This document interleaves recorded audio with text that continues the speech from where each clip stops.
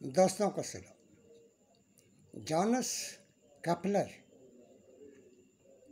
हमारा मौजू है। हम बात करते हैं। जॉनस केपलर जर्मन साइंसदान था। इसने एस्ट्रोनॉमी, मैथमेटिक्स, थियोलॉजी और दीगर क्लासिकी मज़ामीन में तालीम हासिल की। केपलर दिलचस्प शख्सियत थी। इसकी ज़ाती ज़िंदगी और इसकी साइंसी डिस्कवरीज तारीख में अपना एक मकाम रखती हैं। जॉनस गरीब घर में पैदा हुआ। पुअर फैमिली थी, जर्मन फैमिली थी और गरीब ख़ानदान था। जॉनस का वालिद हेनरी केपलर फौज में सिपाही था और इसकी वालिदा कैथरीना जड़ी बूटियों का काम करती थी। उस ज़माने में मेडिसिन हर्बल थी और ये जंगल से जड़ी बूटियाँ लेकर आती थी और वहाँ के जो तबीब थे वो ख़रीद लेते थे। इस तरह से इनकी गुज़र औक़ात होती थी। जब केपलर 5 साल का हुआ तो यूरोप में जंग छिड़ गई। ये जंगों का ज़माना था। यूरोप में क्लासिकल वॉर्स का ज़माना था। बादशाहों के दरमियान कहीं ना कहीं कोई जंग होती रहती थी। तो केपलर का वालिद चूँकि सिपाही था, उसको फ़ौज में जाना पड़ा। उस वक्त केपलर की उम्र 5 बरस की थी जब उसका वालिद हेनरी केपलर जंग पे चला गया और फिर वो कभी वापस नहीं लौटा। तो इसकी वालिदा ने परवरिश की। कैथरीना ने केपलर की परवरिश की। केपलर के बारे में कहा जाता है कि वो पैदाइशी तौर पर कमज़ोर बच्चा था, सेहतमंद बच्चा नहीं था और इसकी नज़र भी कमज़ोर थी। इसलिए ये आम बच्चों से कमज़ोर बच्चा था, मगर कुदरत ने उसको ज़हीन बच्चा पैदा किया था। 6 बरस की उम्र थी जब केपलर स्कूल में गया और तालीम हासिल करना शुरू किया, लेकिन उसी बरस इसको स्कूल छोड़ना पड़ा। इसके पास फीस नहीं थी, पैसे नहीं थे, ख़ानदान गरीब था। लिहाजा केपलर ने एक रेस्टोरेंट पर बर्तन धोने का काम शुरू कर दिया और फिर उसके बाद केपलर 7 बरस की उम्र में दोबारा से स्कूल चला गया। चर्च का स्कूल सिस्टम था जर्मनी में। कैथोलिक स्कूल सिस्टम था, मदरसा टाइप, और वहाँ ज़्यादा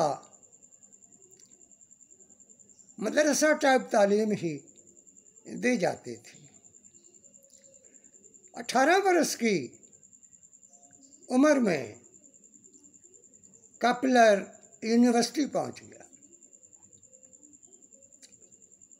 तो यूनिवर्सिटी में बेहतर तालीम होती है। तुझीमन यूनिवर्सिटी में दाखिला मिल गया केपलर को, और ये वहाँ इसकी दिलचस्पी एस्ट्रोनॉमी में बन गई थी। इसको एस्ट्रोनॉमी का शौक बचपन में था। जब ये बच्चा था, इसकी वालदा कैथरीना रात को इसको कस्बे से बाहर खुले आसमान के नीचे ले जाती थी और ये आसमान की तरफ देखते थे, सितारों के बारे में देखते थे, सितारों के बारे में सोचते थे और सितारों की हरकत के बारे में इनकी दिलचस्पी थी। एक बार चांद ग्रहण लगा, वो भी इन्होंने देखा। इस तरह से कहा जाता है कि एस्ट्रोनॉमी में, फल्कियात में केपलर की पहली उस्ताद केपलर की वालदा थी। यूनिवर्सिटी में वही पढ़ाया जाता था जो कैथोलिज्म का सिलेबस था। स्कूल का जो सिलेबस था वो तो वही था, जियो सेंट्रिज्म, ज़मीन मरकज़ कायनात का, और कायनात गर्दिश में ज़मीन के मरकज़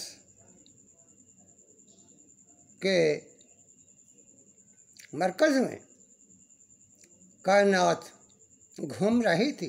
ये सिलेबस था स्कूल का, कैथोलिक सिस्टम था, लिहाजा वहाँ तो यही पढ़ाया जाता है। मदरसा, कैथोलिक मदरसा था। पूरा स्कूल सिस्टम और सिलेबस कैथोलिज्म ने बनाया हुआ था। वहाँ केपलर को एक उस्ताद मिला, प्रोफेसर माइकल मसेल्टन। माइकल मसेल्टन कुपरनिकियन था। वो कुपरनिकस के नज़रिया पर यकीन रखता था, हेलियोसेंट्रिज्म पर यकीन रखता था। उसके पास वो किताब मौजूद थी, रेवोल्यूशन, जो कुपरनिकस की किताब थी। एक दिन केपलर उसके कमरे में गया तो उसने कुछ देखा कि कुपरनिकस एक सोचने समझने वाला स्टूडेंट था। इसलिए माइकल ने कुपरनिकस को रिवॉल्यूशन दे दी, जो उसने अपने दराज में छपा के रखी हुई थी, क्योंकि कुपरनिकस को पढ़ना और उस पर बात करना जुर्म था, पाबंदी थी। उस किताब को पढ़ने के बाद केपलर कुपरनिकियन हो गया। उसका नज़रिया हेलियोसेंट्रिज्म बन गया। सन सेंटर और प्लैनेट्स जो हैं वो सूरज के गिर्द गर्दिश करते हैं। अब यहाँ कंट्राडिक्शन है कि स्कूल में, तालीमी निज़ाम में ज़मीन मरकज़ बताई गई थी, पढ़ाया जाता था, सिलेबस बनाया गया था, जबकि साइंस में जो तहकीक थी वो इसके उलट थी। उसके मुताबिक सूरज मरकज़ था और ज़मीन गर्दिश में थी। केपलर ने तुजीमन यूनिवर्सिटी से डिग्री हासिल की और उसको एक स्कूल में साइंस टीचर की नौकरी मिल गई। यूनिवर्सिटी से पढ़ने वाले अमूमन टीचर ही बनते थे। जिस तरह से हम जानते हैं पंजाब यूनिवर्सिटी में तालीम हासिल करने वाले तलबा ज़्यादातर स्कूल और कॉलेज में टीचर बन जाते हैं और तालीम से वाबस्ता हो जाते हैं। इसी तरह की ट्यूजन यूनिवर्सिटी थी, ट्यूजिमन यूनिवर्सिटी थी और उसमें पढ़ने के बाद केपलर टीचर बन गया और इसने यहाँ पढ़ाना शुरू किया। केपलर हेलियोसेंट्रिज्म पढ़ाता था और ये बात नागवार थी चर्च को, प्रिंसिपल को और दीगर असातिज़ा को भी और तलबा भी अमूमन उनका एक अकीदा बन चुका था सेंटरिज्म के बारे में। बहरहाल यहाँ केपलर ने पढ़ाया, तालीम दी, तहकीक की और इसका बड़ा काम सामने आया तहकीक के मैदान में। केपलर ने प्लैनेटरी मोशन के 3 लॉज डिस्कवर किए। इसने 3 कवानीन दरियाफ्त किए प्लैनेटरी मोशन के। वो अहम कवानीन साइंसी तारीख का हिस्सा हैं और सच साबित हो चुके हैं। इनको देखते हैं। उसका पहला लॉ था कि प्लैनेट्स सूरज के गिर्द घूमते हैं और उसने बताया कि प्लैनेट्स की मोशन रेगुलर सर्कल में नहीं है बल्कि एलिप्टिकल ऑर्बिट्स में है। प्लैनेट्स सूरज के गिर्द गर्दिश करते हैं लेकिन इनकी जो पाथ ऑफ मूवमेंट है वो एलिप्टिकल ऑर्बिट है, रेगुलर सर्कल नहीं है। दूसरा कानून था कि प्लैनेट्स की स्पीड और सूरज से फासला, इनमें एक रिलेशन है। जो सियारे प्लैनेट से दूर हैं उनकी स्पीड कम है। उसने दूसरे लॉ में सूरज से फासले और प्लैनेट की स्पीड में एक रिलेशन दरियाफ्त किया। तीसरा लॉ जो केपलर ने कायनात के बारे में पेश किया वो था हार्मनी इन यूनिवर्स। उसने कहा कि कायनात में एक तवाज़ुन है, कायनात हरकत में है, फंक्शनल है, एक्टिव है, लेकिन इसमें एक तवाज़ुन है। केपलर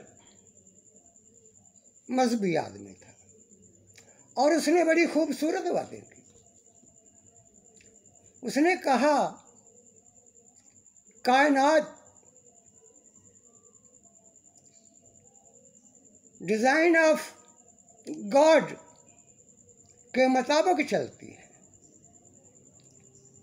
केपलर का कहना था कायनात किताब है, बुक ऑफ गॉड है, और इसको साइंसदान पढ़ सकता है। जब साइंसदान खुदा की इस किताब को पढ़ेगा तो कायनात के बारे में इल्म हासिल करेगा और उस इल्म से तरक्की होगी। ये काम पादरी का नहीं है।